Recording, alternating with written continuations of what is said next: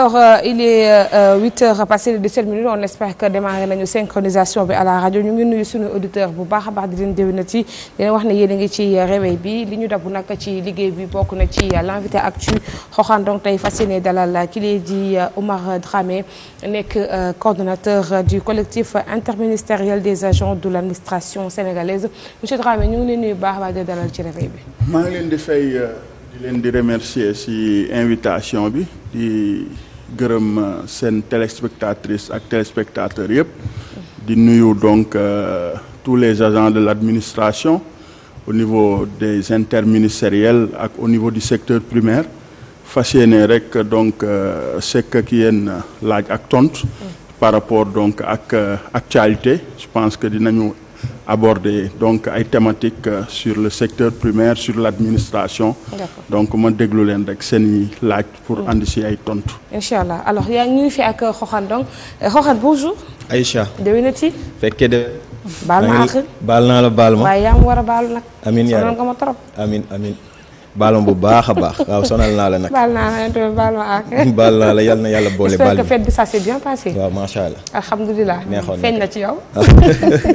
léegi kon dama lay bàyyi ak sa gan Omar Dramé. waaw d'accord xëy na di nuyu rek xëy na Sénégalais yi nga xam ne jamono jëlee ñu ngi seetaan émission réveil waaye ak ñi nga xam ne ñu ngi déglu à partir de Walf FM wax nga ko léegi donc tey ñu ngi dalal ki nga xam ne mooy Omar Dramé di coordonnateur collectif interministériel des agents de l'administration sénégalaise nekk itam Aïcha secrétaire général bu syndicat des travailleurs de la pêche et de l'aquaculture ba léegi mooy secrétaire administratif de l'intersyndicale des travailleurs du secteur primaire alors laaj bi ñu koy njëkk a laaj rek xëy na dafay aju ci li nga xamante ni mooy xëy na doxalinu nguuru président Bassirou Diomaye Faye depuis bi ñu nekkee ci bopp réew mi ba léegi ban appréciation nga ci am. waaw jërëjëf Xoxaan ci question bu am solo bi donc comme dans tout nouveau régime ñoom dañuy ñëw par rapport vraiment ak seeni slogan par rapport donc ak seeni orientation ak aussi lépp loo xam ne ñoom diggee nañ ko askan bi donc suñu ñëwee véritablement dinañ teg les premiers jalons par rapport ak lépp lu ñu waxoon ak askan bi gis nañ ne donc durant peut-être les 3 mois yi ñu fi nekk ba léegi am na ay pas yoo xam ne donc ñu ngi koy teg et je pense que loolu moo taxoon ñu fal leen il faut que ñu fexe saafara jafe-jafe population bi en termes donc des urgences bëri na fi donc gis nañ fi donc jot nañ fee am lu ñu fi def par rapport ak semence beeg engrais bi par rapport ak yenn dettes yi ñu épuré ko ak aussi donc lu Sénégalais yëpp doon xaar diminution donc des denrées de première nécessité xëy na sax dinañ ci ñëwaat par rapport à cet aspect là mais daal bon jàpp naa ne donc ñu ngi ci yoon boo xam ne suñ ci continuer certainement donc dina am loo xam ne dina ko jur en termes de lu ñu diggee woon ak askan bi et je pense que c'est important lu ñuy ñaan rek mooy espoir bu askan bi donc wekk ci ñoom ñu bañ ko donc neenal fexe donc les populations sénégalaises ñu nekk daal ci jàmm nekk ci épanouissement mun a faj seen soxla à travers tous les aspects socio-économiques donc qui concerne les Sénégalais. D'accord ci joyante googu bokk na ci jël ay dogal yoo xam ne xëy na dafay aju ci wàllu doxalinu administration ñu gis ne am na ay règles yu bees yoo xamante ni xëy na wala bokk ñaax nañu ñi nga xamante ni ñoo nekk ci administration ngir ñu joyantiwaat li nga xamante ni mooy seeni taxawaay ca noonee sax la ñu daal di tege li nga xam ne mooy système mu pointage ci wàllu xëy bi ak wàcc gi maanaam ñu respecter heures yi ban gis-gis nga am ci li nga xamante ni mooy règle yi nga xamante ni xëy na autorités yu bees yi teg nañ ko ngir gën a ñongal li nga xam ne mooy doxalinu administration. waaw jërëjëf balaa may ñëw ci sa question bi damay d'abord sargal les agents de l'administration parce que soo xoolee démb 23 juin lañ ñu jagleeloon journée mondiale de la fonction publique. C'est ça. te loolu soo ko waxee mooy vraiment donc travailleurs yi nekk au niveau de l'administration nga xam ne soo leen xayma ñu ngi toll ci à peu près ay 175 000 agents au niveau de l'administration ñuy def liggéey bu am solo donc c'est des gens très engagés ñoo xam ne donc yendaluñu fanaaluñu nekk daal au service des usagers donc loolu am na solo. Je profite de votre antenne pour rendre leen hommage donc si dans toutes les activités donc yoo xam ne les agents de l'administration dañ koy doxal parce que ñun ñoo doxal toutes les politiques publiques yoo xam ne gouvernement bi da koy définir à travers donc les orientations pour doxal réew mi nga xam ne ñun ñoo nekk ci càppaandaw la comme ci njeexantal ba par rapport ak lépp loo xam ne développement la laaj ci réew mi. su ma ñëwee nag donc ci les nouveaux règles par rapport ak le nouveau régime sur donc le pointage bi nga wax mais au-delà même le président de la République bindoon na fi benn lettre adressé ko à l'administration ñun en tant qu'agent de l'administration donc on a accueilli donc cette lettre pour won leen ne donc véritablement lépp lu mu wax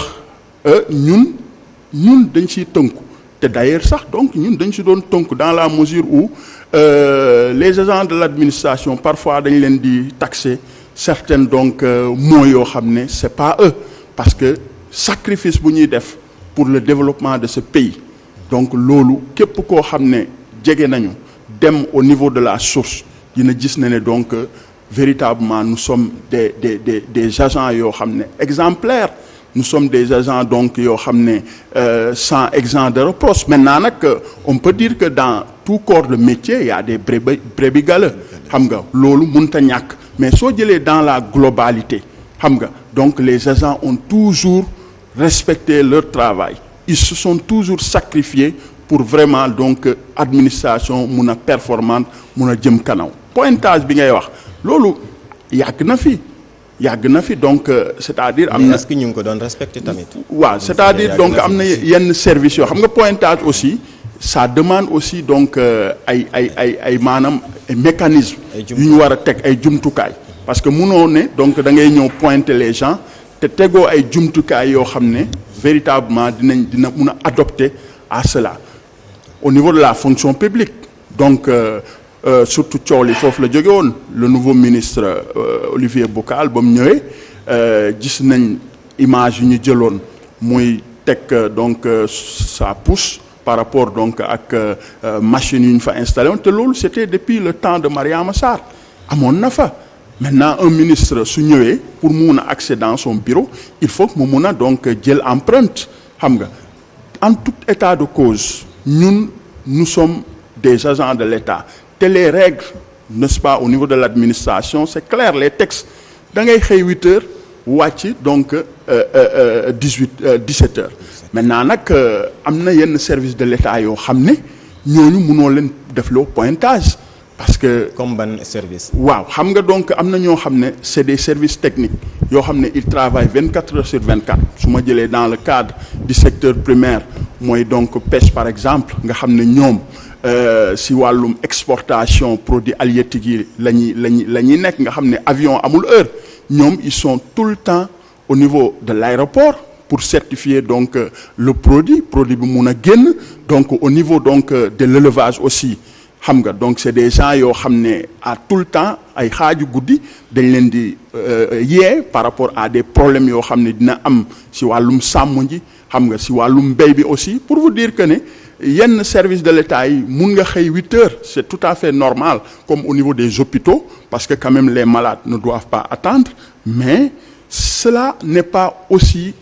une fin en soi. Le plus important c'est d'avoir donc lu ñuy wax performance dans le cadre du travail produire du résultat parce que loolu mooy finalité bi quand même au niveau de l'administration soo gisee les gens donc di def ay performances c'est parce que donc les gens ont si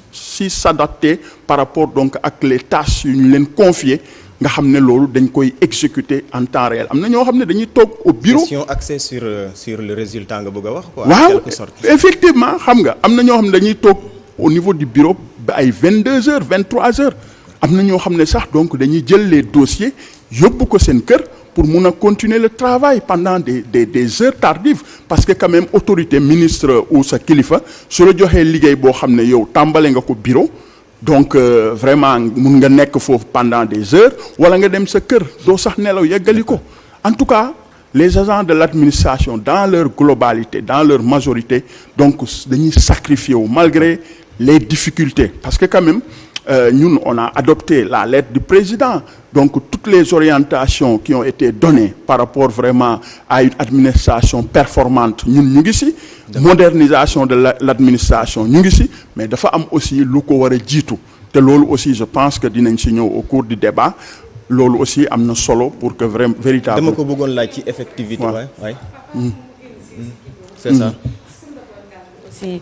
je pense que toppatee gi des na. ndax lu ñu nemmee ko mooy. doon wax ne sax ren jii dina changer peut-être ci période du Diomaye parce que gisoon nañ ne rupture la ñu woote woon ci lépp. mais ba tabaski bi passé. lundi mardi quand même doy na. mais mercredi kenn liggéeyut jeudi kenn liggéeyut vendredi kenn liggéeyut administration bi ne teg loolu aussi nan lañ ko mën a expliquer. non attention aussi parfois donc les gens aussi dañuy maanaam peut-être duñu xam. wala donc dañuy épiloguer ci loo xam ne maîtriser wuñ ko. un agent de l'administration donc pour mu absenter donc dafa am ay règles dafa am lu koy définir parce que quand même munoo donc absenter pour absenter. service yi yëpp la administration privée. non ay permission ngay def. waaw mais c'est ça effectivement mais ça veut dire que ne yow boo xoolee. yenn service yi da ngay dem pratiquement. service bi doo gis kenn koo xamante ne xëy na disons mën na la rendre service bi nga xamante ni xëy na moom nga soxla. tey bureau bi bu fekkee 10 personnes lañ nga ñëw tu te retrouves avec 3 personnes. ci bureau bi ça veut dire que 7 yi dem nañu peut-être xaw ma permission wala boog dañoo branlé xam nga loolu tamit dafay naqaree justifier. non xam nga problème bi mooy au niveau de l'administration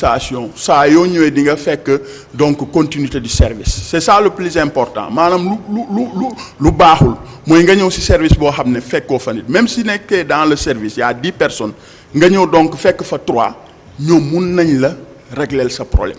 c'est ça le plus important. mais les 3 man nag gis ñoo ko dàpp. waaw d'accord mais xam nga aussi tabaski c'est une fête boo xam ne véritablement donc presque la majeure partie des Sénégalais ñoo xam ne ay jullit lañ ñoo koy célébrer ñenn ñi dañuy dem ci ay dëkk yu sori parce que moment boobu rek la ñuy am xam nga véritablement ñoom dañuy am permission mais l'administration c'est tellement bien organisé que véritablement donc su amee ay absence dina am ñoo xam ne dinañ leen substituer pour mun a def donc le travail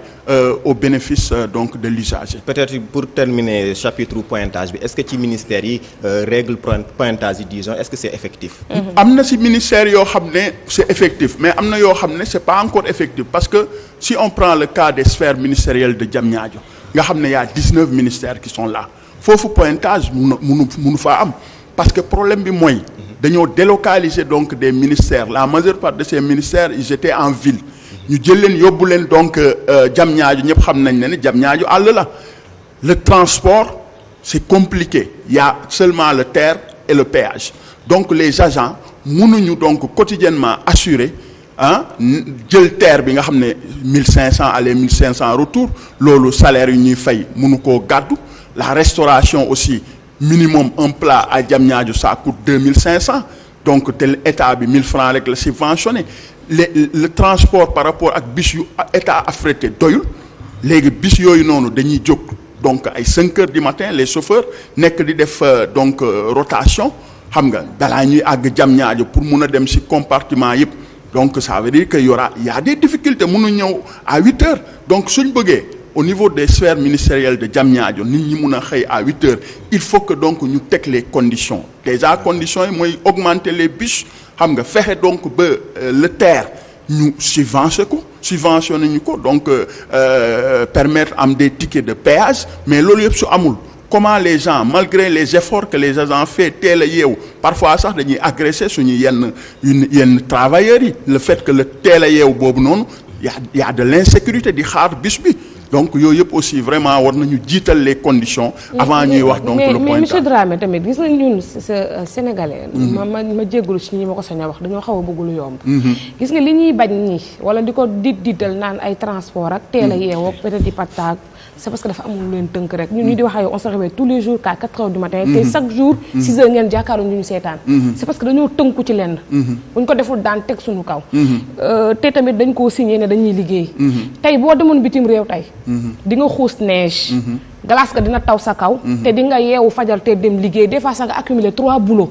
pour mën a subvenir à tes besoins. waaye léegi lan moo tax ñun sacrifice yooyu noonu ñuy def ay bitim réew di ko def yeneen liggéey mënuñu koo def ci suñu réew ñun. nga ne yow 7 heures boo yeewoo jam ñaajo ngay liggéey 7 heures mënoo yegg yow sa bërëbu liggéeykaay 1 heure de temps. péage mën na la ko mën a may. terre mën na la ko mën a may. et alors que am nga subvention transport est-ce que ñun am nañ ko secteur privé bi amuñu ko. waaw mais madame ñun amuñu subvention transport. amuñu prime de transport am nañu ko am nag administration sénégalaise am nañu ko. wax ma ñeen ñoo am prime de transport. wax nga ko léegi dem nga ba ne leen subventionné añ. am na secteur privé bi am na ñoo xam ne bu ñu añee ñoo ko jox seen bopp. waaw effectivement mais xam nga fi yendoo ñoo jox suñu bopp añ. xam nga liggéey moom maanaam y a le minimum. Oui. c'est-à-dire soo jëlee nit yóbbu leen ci àll il faut donc mettre les conditions pour que ñu performant. C'est bien l'idée des sphères ministérielles parce que cela a permis de regrouper services yi loolu en termes d'efficacité mun na am lu mu jur mais quand même pour que véritablement nit ñi mun a dem ci bureau yi à temps il faut que nga mettre leen dans de bonnes conditions. sacrifice yu ñu nekk non les agents de l'administration ils font d'énormément de sacrifices parce que quand même administration depuis combien d'années là depuis donc l'indépendance ba léegi soo gisee ñu toll fi en termes de développement mais donc l'administration a joué un très grand rôle parce que lépp loo xam ne donc dañ koy xalaat pour que réew mi jëm kanam mais ñan ñoo koy def projet yu ñuy tëgg dans le cadre macro au niveau étatique mais ñan ñoo koy xalaat c'est les agents de l'administration. alors mais li Aïcha doon wax nag lu am solo la. ndax Diamniadio bii de sànq ba léegi yaa ngi wax àll la mais Diamniadio soriwul Dakar li war a tax ñu wax. xanaa xamoo Diamniadio fait partie du Sénégal. xanaa xamoo les gens qui quittent Thiès. très accessible maintenant. non très accessible. est-ce que yéen da ngeen di am possibilité ñun ñi nekk chaque jour di dem Diamniadio on sait que c'est beaucoup plus difficile quelqu'un qui quitte Thiès wala Mbour. mooy teel a xëy si mooy teel a ñëw bureau sax que kuy jóge Dakar. ça on a disconvient pas Diamniadio. waaw Diamniadio disconvient pas mais est-ce que xam nga ne li jamono ji waaw dem jóge Pikine dem Diamniadio moo gën a yomb jóge Pikine ñëw Liberté 6 bi. non xam nga loolu xam nga c'est le TER te loolu laa lay wax TER bi mu ngi fii c'est on en disconvient mais le TER est cher un agent de l'État ne peut pas donc chaque jour du lundi au vendredi di fay 3000 aller-retour ci TER bi. fayuñ ko salaire bu mun a dëkku loolu c'est impossible dans tout système xam nga donc nga xam ne état da koo def maanaam da koy accompagner ak subvention. d'accord ci loolu sax laa bëggoon kii ba gis nañu état donc teg na ay règles yu yees. ngir administration bi mën cee tënkuwaat ngir joyantiku. waaye ndax est-ce que gunge bi ci war disons brosse nga ko léegi ndax gunge bi ci war wala bi ngeen di xaar est-ce que état mu ngi ciy teg ay jéego. ngir mën leen jàppale ci merci donc ci question bi xooxaan gunge boobu nag moo des. parce que quand même véritablement donc système au niveau de l'administration lu ñuy njëkk a constater mooy inéquité dans le traitement salarial les gens ne sont pas donc en termes donc de rémunération amul équité parce que da ngay gis ñii donc dañuy am même diplôme donc en termes de rémunération mu am écart je m'explique tu peux voir donc un agent donc qui a la licence nekk ci benn ministère kenn nekk ci beneen ministère avec le même diplôme mun ko fay ñeenti yoon donc loolu c'est un déséquilibre boo xam ne mu ngi fi même l'actuel régime l'a reconnu l'ancien régime defoon nañ ci étude par rapport ak système de rémunération au niveau de la fonction publique de l'État. parce que dañoo gis ne dafa am kumba am ndey ak kumba amul ndey dama la ciy jox ay quelques firnde rek soo xoolee l'indemnité de logement nga xam ne indemnité ci dëkkuwaay mais dëkkuwaay instant yi ñëpp a ko yellool dans la mesure où donc dafa cher léegi accès au logement donc mënuñu sur les 175 000 agents yu nekk au niveau de la fonction publique presque les 88% ñu jox leen indemnité ci dëkkuwaay donc ñu des joxuñ leen loolu nan lañ koy expliquer c'est un déséquilibre total qu'il faut corriger kumba am ndey ak kumba amul ndey boobu noonu mënuñ ko accepter su ñuy jox ndàmpaay wala ñuy joxe donc ay indemnité dañoo war a tollale dañoo war a yemale ñëpp loolu mooy dëgg beneen bi aussi mënuñu comprendre au niveau de la fonction publique mu am des décisionnaires ak des fonctionnaires te loolu lenn waralu ko mooy par rapport ak âge bu ñu def parce que ñu ne yow soo ñëwee ñu recruter fonction publique avant ñu lay reclasser soo amee plus de 35 ans donc tu deviens plus fonctionnaire tu deviens décisionnaire alors que yow mun na bañ a doon sa faute dans la mesure où ba ngay déposer sa dossier pour ñu reclasser la donc lenteur administrative moom mooy causer loolu moo tax ñun dañu wax ne nañu supprimer corps des décisionnaires au niveau donc de la fonction publique ñëpp doon des fonctionnaires c'est ça aussi la réalité beneen bi aussi il faut que ñu créer des corps nouveaux au niveau de l'administration parce que au niveau donc marché public ñëpp xam nañ ne lépp loo xam ne état da koy def ko comme commande wala les ministères et cetera ñan ñoo koy saytu c'est donc ARCOP ñooñu ban cadre lañ nekk c'est dans le cadre du marché public amuñu corps d'accueil les agents donc au niveau donc du développement durable ak d'autres xam nga agents yi nga xam ne dañ leen war a véritablement créer des corps d'accueil c'est important beneen bi mooy aussi les contractuels yu nekk dans les ministères contractuels yi dañ leen war a dugal fonction publique parce que on peut pas comprendre 18 ans de contractualisation doo avancer. d'accord xam nga loolu il faut que aussi ñu état fexe trouver ci ay solutions. waaw donc bokk na ci xëy na li nga xamante ni mooy ñaxtu yi waraloon. laata disons ñuy dem ci élection am na ay yëngu-yëngal yi nga xamante ni yéen a ngi doon yëglu. léegi gouvernement bu bees bi ñëw na ndax gis nañ ne mu ngi teg ay jéego ngir indi ay saafara xëy na ci jafe-jafe yi nga xamante ni xëy na yaa ngi koy énumérer boobu ba léegi. voilà donc pour l'instant véritablement gisaguñu donc jéego bu réel bu tax ñuy wax ne gouvernement bi teg na ko lenn rek lañ mun a wax mooy le président de la République ba muy recevoir centrale syndicale le 1er mai dernier waxoon na donc joxe na instruction pour que ñu fexe toogal toog ak les centrales syndicales les organisations syndicales pour véritablement mun a saafara seen tawat ñun depuis lors ba léegi ñu ngi xaar. d'accord ñun au niveau du ministère de la fonction publique nga xam ne donc moom mooy suñu employeur adressé nañ ko correspondance surtout dans le cadre du secteur primaire de même que le collectif pour wax ne véritablement war nañu recevoir donc les centrales les organisations syndicales toog waxtaan d'autant plus que secteur primaire dafa amoon protocole d'accord bu mu signé woon ak état depuis le 1er décembre 2022 ñu ngi san 2024 2 ans après te 6 mois lañ waxoon. pour ñu jëmal protocole boobu. ñu daanalee ci njëg yi rek. ban gis-gis nga am ci njëg yi nga xam ne. wàññi nañ ko dogal yi nag dara nara tàmbalee tey jii. waaw donc xam nga wàññite moom dans si nation bi loolu lu am solo la parce que dafay booster le panier ménagère donc des Sénégalais mais. suñu xoolee les commentaires ak la majeure partie des Sénégalais c'est quelque chose boo xam ne taxul mu signifiant trop maintenant nag loolu c'est une décision boo xam ne à court terme la mais pour ñu dem ci décision boo xam ne à long terme la mun a permettre Sénégalais yi sentir par rapport ak lu ñuy jëfandikoo en termes d'alimentation mu accessible yomb il faut que ñu dem vers ce qu'on appelle l'autosuffisance alimentaire te loolu lu ko waral il faut nga dooleel mbay bi dooleel pêche bi dooleel élevage bi mais gis naa ne véritablement autorités yu bees yi nee nañ dinañ dooleel secteur primaire seul le secteur primaire nga xam ne presque lu mot 10 millions de population 10 millions donc de population sur les 16 millions dañuy jëfandikoo directement du secteur primaire 70% de la population donc ñooñu il faut que nga dooleel leen pour que véritablement lépp loo am par rapport donc en termes de sécurité alimentaire en termes de denrées yi wàññeeku accessible loolu foofu rek nga ko mën a jëlee te loolu aussi ça passe inéluctablement par nga dooleel agent bi moo tax donc la question n'est-ce pas qui revient toujours mooy munoo benn instant fexe ba am donc